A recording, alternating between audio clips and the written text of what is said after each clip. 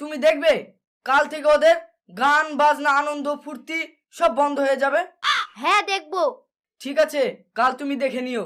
কি গো, তোমরা সবাই সকাল সকাল কোথায় চললে? আমাদের যা কাজ ভিক্ষি করতে।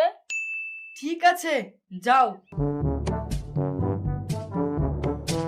ওগো, লাও গান শুরু করো। ঠিক আছে, দাঁড়াও, শুরু করছি। ইরি সর্বনাশ, কতগুলো টাকা দেখো।